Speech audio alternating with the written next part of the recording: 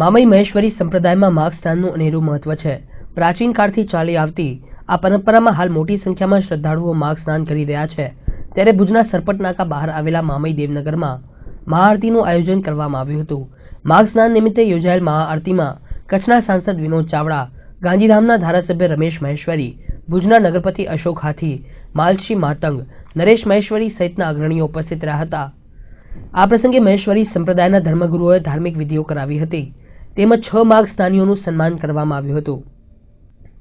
ધણી માતંગ જન્મજયંતિ નિમિત્તે પવિત્ર માઘ માસનું વ્રત ચાલી રહ્યા છે। આ વ્રતમાં વ્રતધારીઓ સવારના 2 વાગે ઉઠીને પોતાનું માઘ એટલે પોતાનું માઘ સ્નાન કરે છે।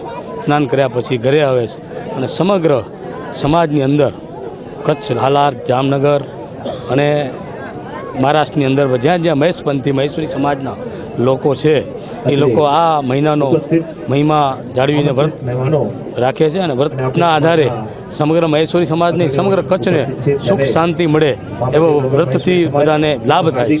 ખાસ કરીને માઘ સ્નાન તો આખા સમાજ માટે જેને કહીએ કે લાગુ પડે છે, પણ વધારે પૂરતું આ વ્રતમાં જે છે ને જુવાન છોકરાઓ સમાજના એમાં ભાગ લે છે અને બહુ સારી વસ્તુ છે, કારણ કે યુવાધન આ આખા માઘ મહિના દ્વારા વ્રત તરત ક્રિયા કમાઈ કરે છે, વ્યસનોમાંથી નીકળે છે, ખોટી આદતો છૂટે છે અને સારા સંસ્કારો જેને કહીએ કે આ ધર્મના સારા સંસ્કારોનું સિંચન યુવાધનમાં થાય છે, જે મહેશ્વરી સમાજનું ભવિષ્ય છે।